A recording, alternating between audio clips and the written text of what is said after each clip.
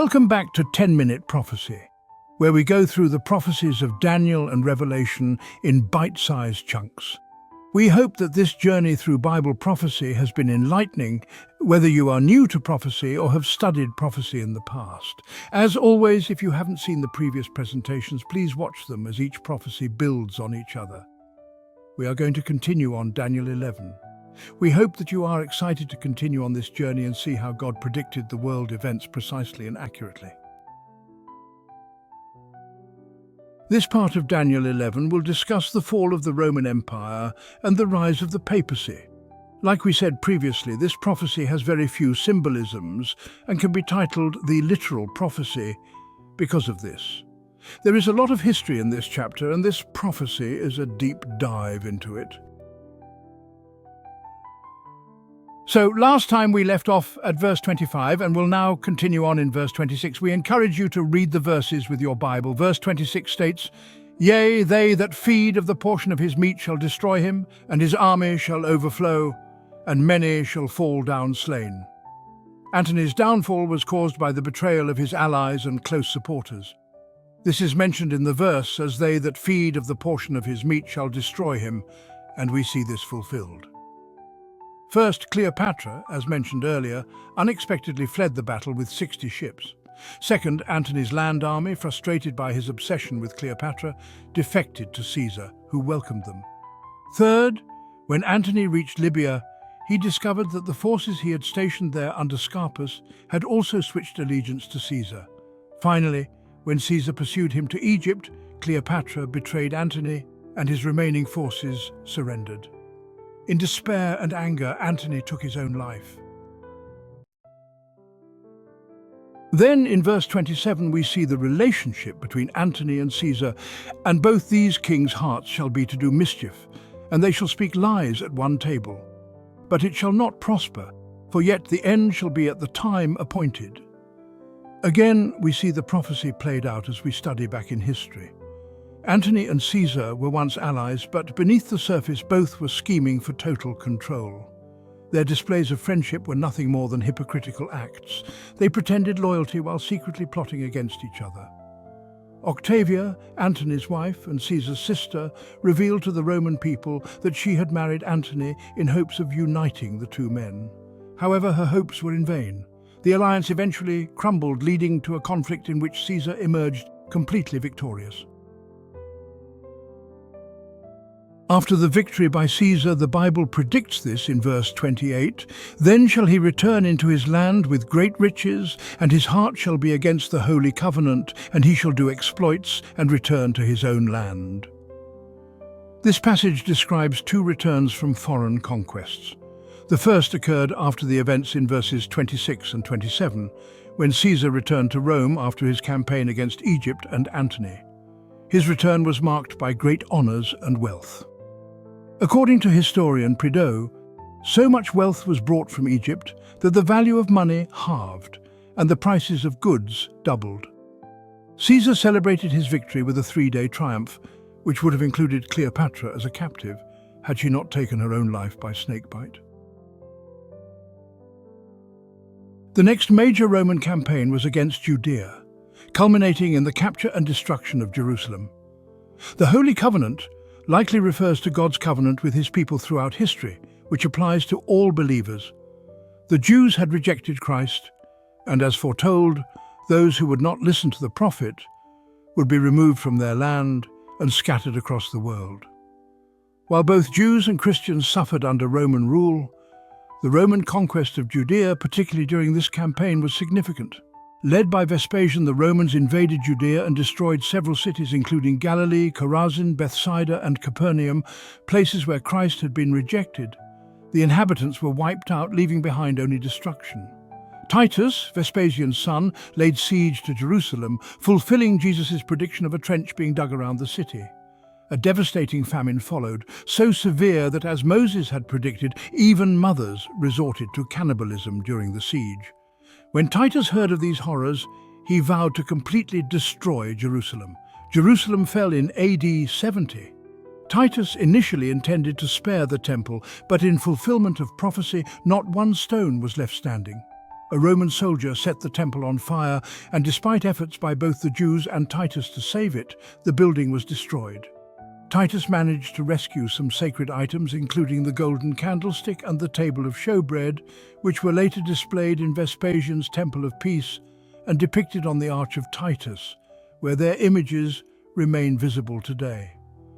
The siege of Jerusalem lasted 5 months, during which 1.1 million Jews died and 97,000 were captured. The city was so fortified that Titus declared they had fought with God's help. Despite this, the city was completely leveled, and the temple's foundation was ploughed up. The entire war lasted 7 years, claiming 1.46 million lives. Thus, the Romans completed their great campaign and returned home. Verse 29 states, "At the time appointed he shall return and come toward the south, but it shall not be as the former or as the latter." The appointed time likely refers to the prophetic timeline mentioned earlier, which ended in AD 330. At this point, the Roman Empire made a move southward again, but unlike previous campaigns to Egypt and Judea, which brought conquest and glory, this one led to decline and ruin. The relocation of the capital to Constantinople marked the beginning of the empire's downfall. Rome lost its influence, and the western part of the empire became vulnerable to attacks from foreign enemies. After Constantine's death, the Roman Empire was divided among his 3 sons, Constantius, Constantine II, and Constans. A conflict between Constantine II and Constans ended with Constans taking control of the entire Western Empire. However, Constans was soon killed by one of his commanders, who was later defeated by the remaining emperor and took his own life in despair in AD 353. Soon after, the barbarians from the north began their invasions, gradually conquering more territory, until the Western Roman Empire officially fell in AD 476. This decline was starkly different from the earlier successful campaigns, and it all began with the decision to move the seat of power from Rome to Constantinople. Verse 30 starts with, "For the ships of Chittim shall come against him. Therefore he shall be grieved and return and have indignation against the holy covenant. So shall he do. He shall even return and have intelligence with them that forsake the holy covenant." The prophecy continues to focus on the Roman Empire as it has since verse 16. The ships of Chittim mentioned in the prophecy refer to naval forces. But what exactly is Chittim? And when did these ships come against Rome? Chittim refers to the islands and coasts of the Mediterranean, with regions like Carthage, where the barbarians were. A major naval conflict involving Carthage against Rome did occur, specifically when the Vandals, led by Genseric, launched devastating attacks from Carthage against the Roman Empire. Every spring, Genseric would set sail from Carthage with his powerful navy, spreading fear throughout the Roman provinces. This aligns with the prophecy, especially since the previous verse mentioned the shift of power to Constantinople, and the next significant event was the barbarian invasions, including the Vandal Wars from AD 428 to 468. The phrase, "he shall be grieved and return," refers to the failed attempts by Majorian and Leo to defeat Genseric and reclaim Roman control of the seas. Both efforts failed, and Rome was forced to watch as its provinces were plundered and the city itself sacked. The indignation against the covenant refers to a rejection of the Holy Scriptures. When the Heruli, Goths, and Vandals conquered Rome, they embraced Arianism, a form of Christianity that opposed the Catholic Church. So, after the failure of the Roman Empire to remove the barbarians, there is an alliance that occurs. Notice that the Bible states, "and have intelligence with them that forsake the holy covenant." The word intelligence here in the original is weyaben, which means to show regard for. This prophecy shows an alliance formed between the state power and the religious power. So does this occur in history? Yes.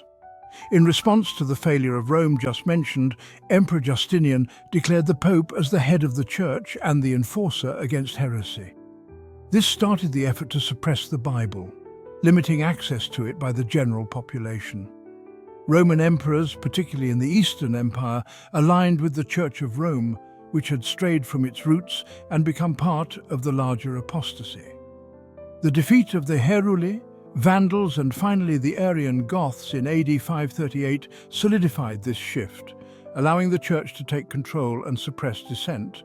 These are the three horns which the little horn, Papacy, uprooted in Daniel chapter 7 that we discussed. Verse 31 uses language from Daniel 8, which lets us know that this is a magnification of that verse and will confirm the interpretation. And arms shall stand on his part, and they shall pollute the sanctuary of strength, and shall take away the daily sacrifice, and they shall place the abomination that maketh desolate. Here in this verse we will see the rise of the papal church state power. Now notice that this phrase, "and arms shall stand on his part," this refers to the state power supporting the papacy. The military power of Rome had moved to Constantinople, but the now new Christian power of the papacy had remained in Rome, and the papacy had the support of the emperors who had now declared themselves Christian as well. Notice the phrase, "they shall pollute the sanctuary of strength." This refers to the papacy taking over Rome because at this point the pagan Roman Empire had moved to Constantinople. They will take away the daily sacrifice. As discussed in Daniel chapter 8 and verse 13, the word sacrifice was added. The correct term for daily is desolation, describing a destructive power, with the abomination of desolation coming after it in time. The daily desolation was paganism, and the abomination of desolation is the papacy. Some wonder how the papacy fits here, since Christ mentioned this phrase when talking about the destruction of Jerusalem. When Jesus prophesied Jerusalem's destruction in Matthew 24, it was a dual prophecy about the end of time. The abomination of desolation that Christ talked about was realized by the early Christians in Jerusalem when the banners of Titus were planted on the Holy Mount. This was considered an abomination by putting something pagan onto something holy. Jerusalem and the mount on which it stood are considered holy. This was the sign for Christians to flee Jerusalem. This they did, and not one Christian perished in the destruction of Jerusalem in AD 70. So, the abomination of desolation means putting something unholy onto something holy. This fits the definition of the papacy, which is putting something unholy, the state power, onto something holy, which is Christianity. This also puts light onto the papacy merging paganism with Christianity. Given that Jesus' prophecy is a dual prophecy, it shows that Jerusalem's destruction is symbolic of what will happen in the end when the papacy again will have full state power restored to it before Jesus comes. This lets us know that once again portions of Daniel 11 point to our current times and also the future. So now, let's discuss how paganism was removed. This not only refers to the nominal conversion of the Roman Empire from paganism to Christianity, as with Constantine's so-called conversion, but to a deeper eradication of paganism, clearing the way for the papacy to rise and assert its authority. This shift occurred nearly 200 years after Constantine's death. As we approach AD 508, we witness a major turning point in the conflict between Catholicism and the remaining pagan influences in the empire. Before the conversion of Clovis, King of France, in AD 496, the Franks and other Western Roman nations were pagan. But after that, efforts to convert these groups to Roman Catholicism achieved significant success. Clovis's conversion earned him the titles of Most Christian Majesty and Eldest Son of the Church. Between then and AD 508, through alliances, treaties and conquests, various groups such as the Arborici, Roman garrisons in the west, Brittany, the Burgundians and the Visigoths were brought into subjection. By 508, paganism no longer posed a significant threat to the papacy. Although paganism may have slowed the spread of Catholicism, it no longer had the power to stop it or hinder the rise of the Roman pontiff. When the major European powers abandoned paganism, they essentially continued its practices under a different form, as Christianity in the Catholic Church was simply paganism rebranded. So, what was going on in Rome? In 498, Symmachus, a recent convert from paganism, became pope and held the position until 514. Symmachus secured his place by battling his rival, even shedding blood to do so. He was praised as the successor of St. Peter and began asserting papal authority by excommunicating Emperor Anastasius. Some of his most loyal supporters even started to claim that the Pope was God's judge on earth and the representative of the Almighty. While these events were unfolding in the West, the East was also experiencing turmoil. A strong papal faction had formed throughout the empire, and with the success of their allies in the West, supporters in Constantinople felt emboldened to start open conflict in support of the Pope. By 508, their fanaticism and civil unrest escalated into violent riots in the streets of the eastern capital. Historian Gibbon, describing the period between 508 and 518, recounts the chaos in Constantinople. Statues of the emperor were destroyed, and Emperor Anastasius hid in a suburb for 3 days before pleading for mercy. Eventually, he appeared before his subjects, offering to abdicate, and listened as they chanted Catholic prayers in defiance. To appease the crowd, Anastasius ordered the execution of 2 unpopular ministers. These uprisings were fueled by Vitalian, a military leader who declared himself the protector of the Catholic faith and led an army of Huns and Bulgarians, many of whom were still pagans. In his rebellion, Vitalian ravaged Thrace, besieged Constantinople, and slaughtered 65,000 Christians. He eventually secured the reinstatement of bishops, appeased the Pope, and upheld the Council of Chalcedon. This council was reluctantly signed by a dying Anastasius, and later fully enforced by Justinian's uncle. Gibbon describes this as the first of many religious wars fought in the name of a faith that claims to follow the God of peace. By the year 508, paganism had significantly declined and Catholicism had grown strong enough to successfully wage war against both the civil authorities of the empire and the Eastern Church, which mostly followed the monophysite doctrine. Now, monophysite doctrine states that Christ only had a divine nature and not a combined divine-human nature. This conflict led to the deaths of 65,000 people labeled as heretics. As a final point, let us remember 508 as a pivotal moment. In that year, paganism had receded so much that northern barbarian tribes, who had once brought paganism into the Christian empire, were now witnessing the dominance of Catholicism, which had triumphed despite the previous barbaric cruelty. The once powerful Roman Empire had fallen and splintered into fragments. One by one, the leaders of the fragmented Roman Empire began to abandon paganism and convert to Christianity. It seemed that the conquerors were yielding to the conquered, yet paganism was still holding strong.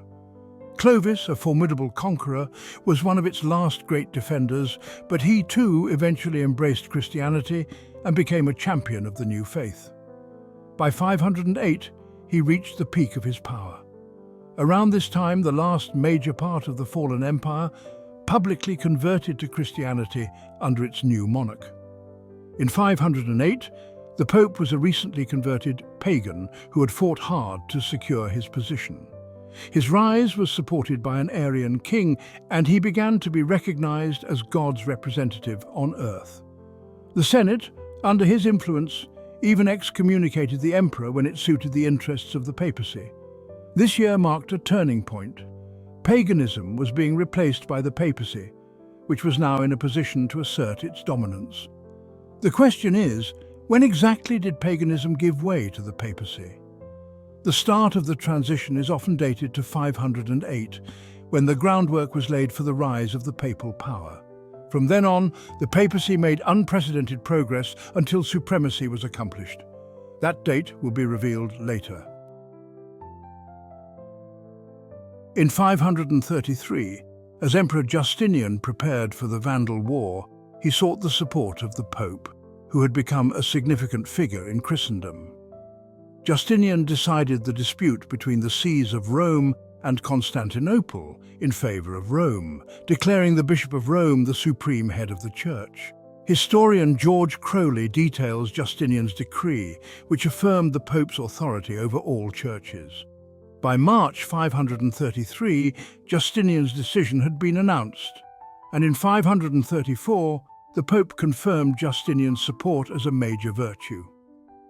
The decree, however, couldn't be immediately enforced because Rome and Italy were under the control of the Ostrogoths, who were opposed to both Justinian and the Pope. Therefore, Justinian launched the Italian War in 534 to remove the Ostrogoths. General Belisarius led the campaign, and in December 536 he entered Rome, although the Goths soon laid siege to the city. The siege lasted until March 538, during which the Ostrogoths suffered heavy losses and eventually withdrew. With the last Gothic resistance crushed, nothing stood in the way of the Pope exercising the power granted by Justinian. In 538, the papacy was firmly established and its supremacy was unquestioned, marking the start of its predicted 1,260 years of dominance. Verse 32 goes on with, "Those who do wickedly against the covenant he shall corrupt with flattery, but the people who know their God shall be strong and carry out great exploits. Those who abandon the covenant, the Holy Scriptures, and prioritize the decrees of popes and decisions of councils over the Word of God will be corrupted by the Pope's flattery.